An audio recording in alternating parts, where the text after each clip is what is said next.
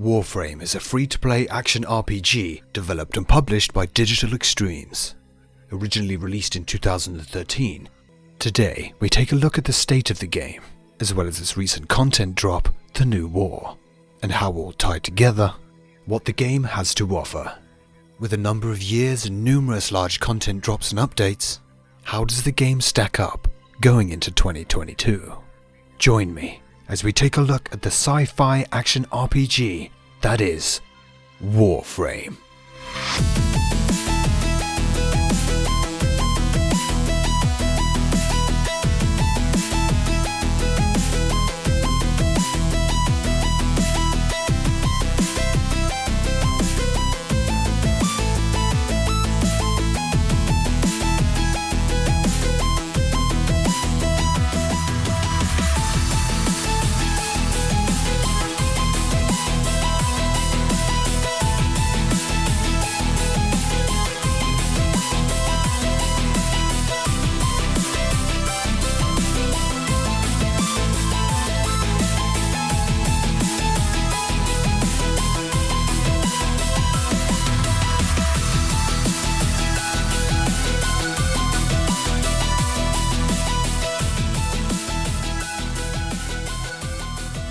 As with all my other reviews and first impressions, I'm not here with any particular agenda, just the facts and my thoughts.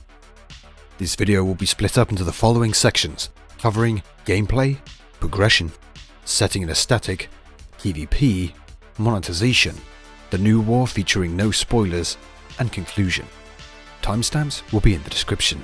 Please consider dropping a like on the video if you enjoy it, and subbing to the channel for more MMO content. And with all that out of the way, let's get started.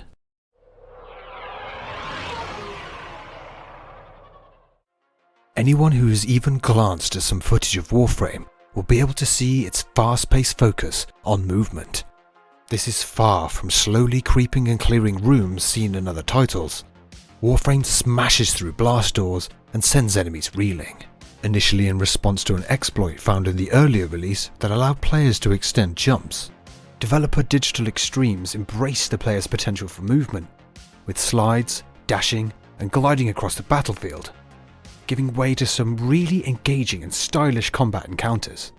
Players can grab and hang off walls, barrel roll into the air, and double knee slide across the battlefield like Pete Townsend with a space-age bloodlust. The pace created by the movement and enemy numbers does give the gameplay a very engaging feel, along with a decent dose of cool factor, seeing your customized war machine epically flipping off walls while shredding enemy hordes. For those that prefer a more slower feel grounded in reality, know that the vast majority of Warframe's combat is played out this way, regardless of which frame you choose. But since the game's free to play, it may still be worth trying it on. After all, it's hard not to smile busting out moves that would make Neo look like a preschool ballerina. As previously mentioned, the primary game modes include the use of both firearms as well as melee weapons, to use in tandem with the Warframe's unique abilities. When it comes to weaponry, Warframe comes packing, with over 400 to choose from, including assault rifles, shotguns, SMGs, swords, katanas, and gunblades, just to name a few, and I mean that. For melee weapons alone, there are 25 different types to keep you smashing and slicing your way across the galaxy. Warframes are provided with up to 4 abilities unique to them, that have a nice amount of variety to them, to help not only with dismantling swarms of enemies, but also some more utility-based abilities, such as providing extra buffs for teammates and spawning extra loot from bodies. I was pleasantly surprised with the variety provided through the Warframe's abilities, and it does a lot to help give each frame personality, as well as an applicable effectiveness at specific game modes. Loki, with the speed and stealth abilities, works wonders on spy missions, whereas Rhino's defensive focus can give a huge leg up when taking on mobile defense missions. Whether you're turning your foes into a giant death ball of parasitic tentacles, healing your team with waves of energy, or raising your fallen enemies to fight for you, Warframe adds a lot of variety to keep things interesting for those willing to experiment with its wide range of weapons and abilities.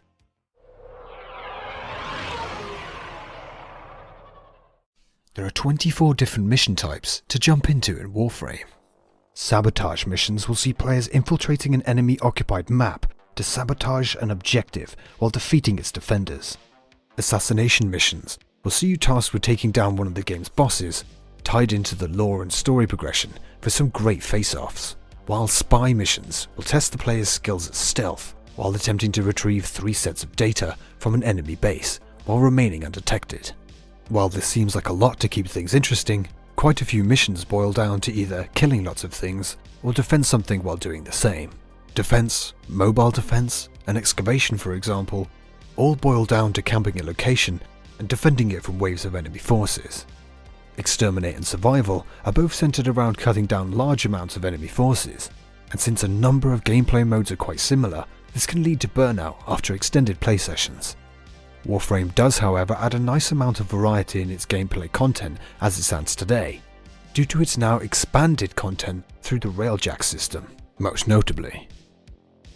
A departure from the typical running and gunning playstyle, instead battling through space with a personalized and upgradable ship complete with its own gameplay style and unique mission types, as well as the Kuva Lich system breathing new life into some of the game's already established modes and stages. Overall, if you do not get on with the fast-paced movement-focused running and gunning, raining hell down on enemy hordes with hails of gunfire and a whole host of abilities to choose from, then it's unlikely that this will change in the future down the line. However, I personally found that spending hours grinding for that perfect mod was made far less monotonous if I could do it with this much kick-ass weaponry and some crazy abilities at my disposal. Progression in Warframe is tied to a number of facets, and this is one of the few elements of the game that could be overwhelming for new players, that being the mastery level, an account-wide player level acquired by leveling up weapons and equipment, weapons and frame levels, as well as former usage and equipment modification. Starting from your first few steps, you'll be introduced to some of the basic mechanics through a very enjoyable introductory story-driven mission that will also introduce you to some of the game's more leading characters in regards to the early game plot. Following the intro mission, Warframe tasks new players with piecing together the Orbiter ship and systematically unlocking elements such as the arsenal and mod station, whilst tying that together nicely with your first runs of a few mission types to achieve those unlocks. Digital Extremes have very recently added a breadcrumb system to the major storyline of the game to have a reminder to players as to what is the next step to take to progress through the content.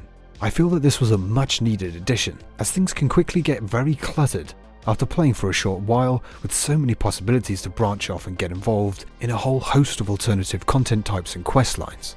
After experiencing the main story plot lines, including the newly released new war content, I was pleasantly surprised at the story the developers have crafted here. The style of storytelling is varied, from all-out action set pieces to more somber, deeper tones, even sprinkling in some moments with the heavy horror focus, reminding me of space-themed horror classics such as Dead Space. The story content for the most part is on the short side, and you can blast through each pre-New War chapter in a couple of hours. But what I feel does help, in particular to newer players, is now that the game has had a few years worth of content drops, there's far more well-told, interesting story content here overall to get stuck into, although most still being disappointingly short for those already established players that keep up to date with the game. More on the story side of things, as well as the new war, a little later in the video.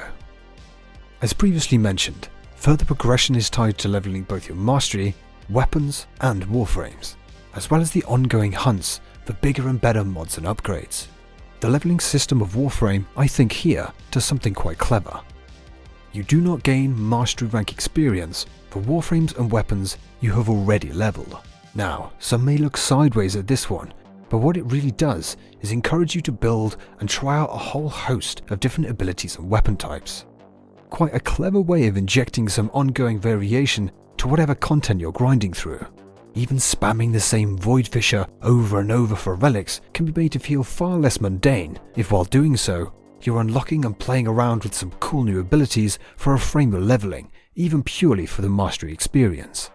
I have found, due to this system, that I've not settled on a loadout for too long, but built and experimented with all sorts of weapons and systems that without the mastery system, I don't think I would have given a second look, and through this, uncovered some that I really enjoy. Another pillar of progression is tied to the modification system in the game, which is incredibly deep and rewarding. One of the few systems that on the surface looks overly complex, but after only a short while, I found myself planning out build ideas and searching down the perfect mods for a massive range of equipment. Even your companion has a separate modification system. Mods are a huge part of progressing through the game. You can upgrade and mix together different element types to create new ones, and even get primed and galvanized versions of mods. And all this helps to create a system that gives Warframe a very unique feel over other titles in the genre such as Destiny. For me, the mod system really makes the game. The constant theory crafting for that next Grineer-crushing build, the dopamine hit snagging that mod you've been searching for, and being able to tweak gear to a particular playstyle adds a huge amount of depth and longevity. We touched briefly on the complexity of some of Warframe's progression systems, and although some at their core are more streamlined at first experiences, some are quite the opposite. For example, here's a very quick summary of how to obtain Kuva weapons. Complete story content up to the war within. Choose a progenitor. Spawn a Lich Loveling. Obtain Requiem mods from Requiem relics. Obtained via Kuva siphons and floods. Find and kill Kuva thralls to get murmurs to unlock the Requiem mods to equip to your Parazon. Guess the order of the mods while battling the Lich on Lich-controlled planets while killing thralls to get more. It's safe to say that some systems in Warframe are needlessly convoluted and mistakes complexity with depth. As with titles such as EVE Online, new players especially can expect to have at least one browser tab open or two to aid with progression at all times. Overall, there's a lot of moving parts to the progression in Warframe. There is even a steel path, which is a difficulty modifier applied to normal missions for endgame players to take on additional challenges after completing the star chart. The angling to encourage players to try out new kit is nice, but the game can feel like you're running the same few mission types over and over again in the late game. Relics and sorties, for example, all focus on vanilla game modes. Features such as the railjack system and NPC reputation grinds, as well as the insanely overproduced Kuva Lich system, do help to add variety, but I feel Digital Extremes still have some work to do to provide an ongoing interest in endgame activities. With more content not focused around game modes, most players have already spent hundreds, if not thousands of hours on previously.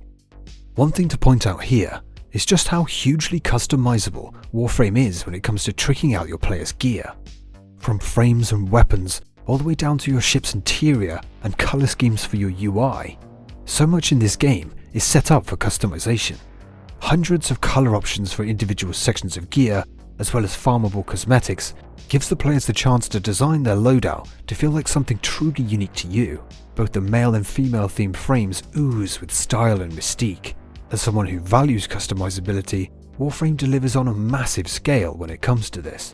And for those who also enjoy this side of things, can add hours and hours of content just tracking down and kitting out for that perfect look. Not to mention making most frames, even of the same type, stand out from each other, further enhancing the game's great design and artistic stylings.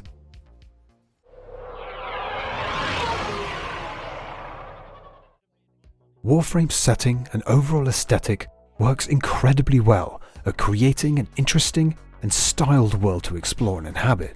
Each faction feels unique, not only in their model design, but also the architecture of their respective structures and ships, as well as the looks and designs of their weaponry.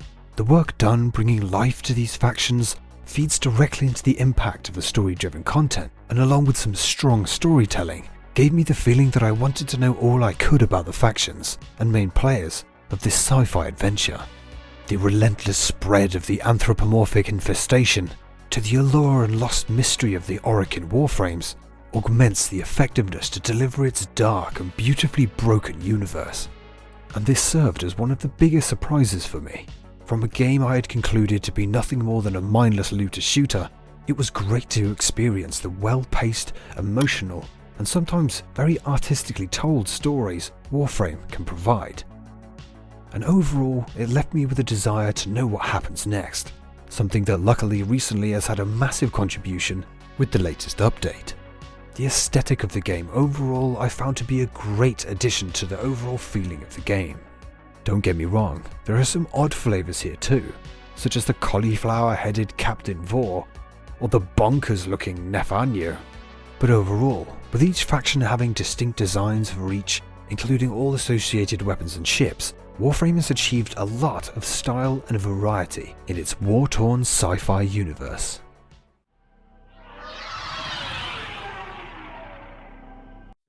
PvP in Warframe. Simply put, do not jump into this game thinking it has a thriving PvP player base, as the player base for it is practically non-existent. It's not even really a fall from grace, as it's never really been a key focus of the game at any stage. The vast majority of the player base simply ignores PvP due to a few fundamental reasons. There is no ranking system whatsoever, so veteran players will be grouped with new players, partially perpetuated by lower player counts. No rewards from PvP really benefit the player at all with any of the other PvE or PvP focused game content, and the lack of balancing. It seems PvP in Warframe has become a bit of a meme at this point, as I wasn't even able to find a full match at all, and any forum you're likely to see about the topic are simply reinforcing the fact that there are no reasons to play, and that even if you get a chance, it's not likely to be massively enjoyable due to the lack of balancing. I have to admit, balancing such a massive wide range of weapons and frame abilities would be a tall task, but it seems like the developers, as it stands currently, have resigned themselves to the fact that all PvP in Warframe really does of value is allow them to advertise that it supports the game mode at all, rather than it being any good. Kind of reminding me of the PvP in Final Fantasy XIV, with even that looking practically overflowing with players compared to Warframe's offerings. From the time that I did spend with it, I can echo the message that it doesn't really have enough behind it to be something worth your time, but I can't help feeling like it's a bit of a shame, as with the right attention and changes could be quite enjoyable. Warframe's monetization model, on the surface, could be seen to be abiding by a fairly typical setup found in free-to-play games. To be clear, Warframe is free to play. It does not charge for the base game or any of the expansions, and does not have a premium membership offering additional features, or paywalling off content without providing realistically achievable in-game means to obtain it. You would expect that with this in mind, the game would feature some quite heavy microtransactions to compensate for this, as the developers and publishers need to make their money somewhere. And the game does of course have microtransactions, but a couple of additional choices made with the execution of this makes it, for me at least, one of the fairest and well laid out examples of microtransactions in free-to-play games I've ever seen. To quickly outline the model, Warframe uses a premium currency called Platinum. Platinum can be used to buy a huge range of things, from cosmetics to warframes, experience boosters to weapons bundles. There's a lot you can buy with Platinum, but for me, this does not ruin the game, and here's why. Two things are paramount for me with making the microtransaction system here fair. Firstly, nearly all of the items purchasable are obtainable or buildable through gameplay. The second is giving the ability to trade Platinum between players. And no, I don't mean join a special Discord to make sure you aren't scammed, or rolling the dice gifting items to strangers or RMTs. The ability to trade Platinum is built into the game. Items within the community are valued at their cost in Platinum, and if you're looking to expand your wallet or simply getting rid of some duplicates, you can simply and easily trade for premium currency at no cost. As previously mentioned, the monetization works to create a choice that the player can make, given the availability of items sold for Platinum through the store also being available in the game. Do you want to farm for a relic to obtain pieces of Rhino Prime and ultimately build the frame for yourself? Do you want to outright buy it from the store for real cash? Or maybe a mixture of the two, by haggling with other players for the parts you need to build it? Say for example, a player chooses to build it themselves. Those relics I mentioned can be opened and give a percentage chance for their drops, with the rarer variants being less likely. However, after a few potentially failed attempts, you will have obtained some void traces to increase your chance of rarer drops occurring. Are void traces sold to the player to give a leg up?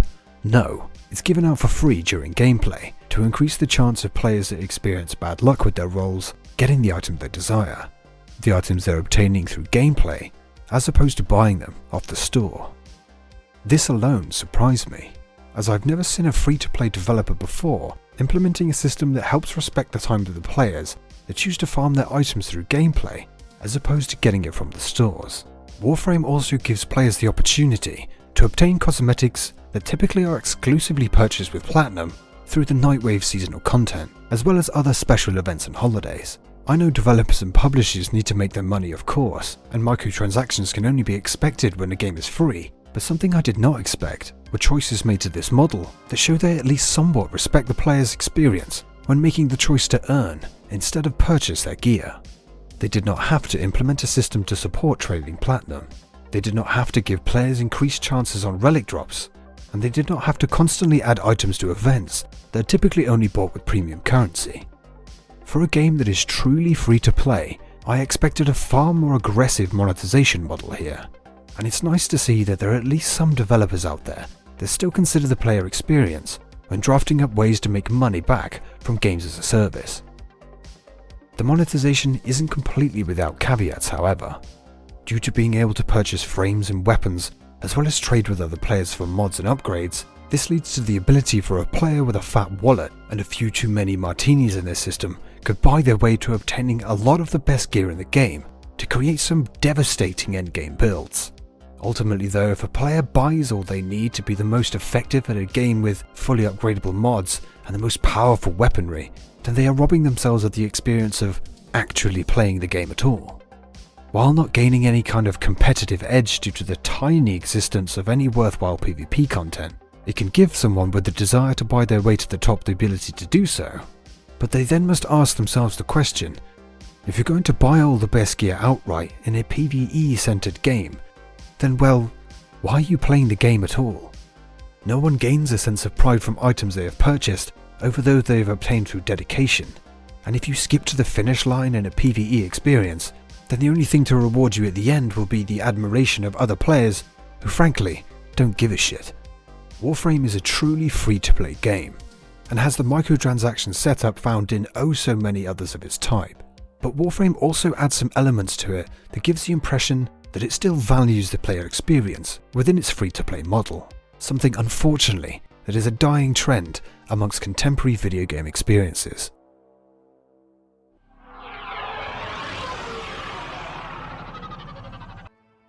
The long-awaited New War update dropped on December 15th, after being delayed since 2019.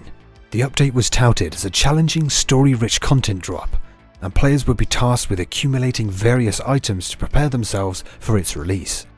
That being the Railjack, Necromech, and crafting the sword, Paracesis. As the anticipation for the new update grew, forums and content creators began discussing builds and strategies they would use to overcome the odds. After now finishing the New War, what I can see is that a fair few players may come in bringing a gun to a knife fight here, as I had no issues at all progressing through the roughly 4 to 5 hours of story, and I know for a fact there are far more hardcore players with far better builds than I. I promised this would be a spoiler-free section, so all I will say is that the storyline does make some moves to keep things at least somewhat challenging for players with planet-cracking builds, but overall the experience felt a far cry from the endgame test of strength we were led to believe in some of the descriptions and teasers we received prior to launch. What the New War is, however, is an absolute roller coaster of incredible set pieces, a stunningly bombastic and styled conclusion to the current saga. A love letter to its more dedicated players due to its steep entry requirements, the New War delivers a machine gun flurry of memorable moments, some insane new adversaries, as well as bringing the story to a close in a hard-hitting way akin to the previous unexpectedly epic story beats of The War Within. Some have made complaints of the storyline being slightly too long, but I could have easily played double its runtime. A testament to just how gripping the world Digital Extremes have created. I did find a few unanswered questions and confusing character development choices, but it was hard to think about them too much while playing through content with such style and scale. The developers have not chosen to provide players with any additional endgame tasks or game modes outside of a few bounties, as this update was meant to be more of a swan song for the storyline, but my hopes are at least remaining high for more of this kind of truly epic sci-fi storytelling in the future.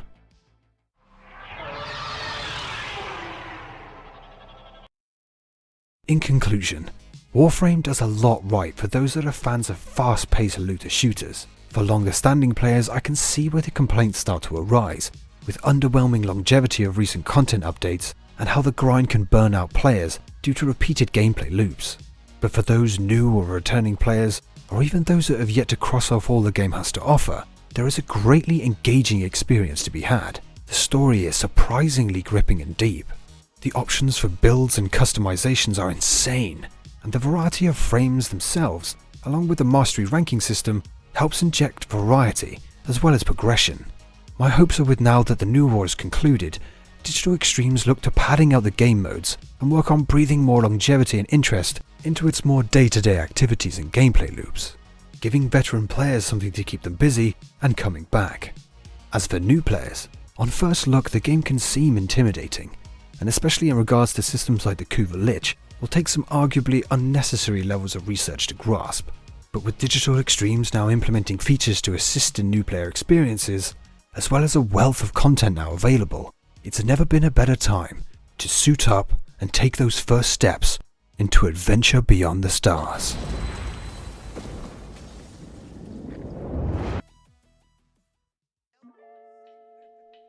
And that's my look into the free-to-play sci-fi epic Warframe. Have you played or thinking of taking a look? Let me know your thoughts as always down in the comments. This one took a fair amount of planning, but wanted to cap off the year with something big. If you enjoyed the video, please drop it a like. You won't believe how much it helps smaller channels like mine out, and consider subbing to the channel for more MMO content. I have some great things lined up for the year ahead, and I'm really grateful that I get to share that with you guys. Thank you so much if you've made it this far into the video, and I'll see you guys in the next one.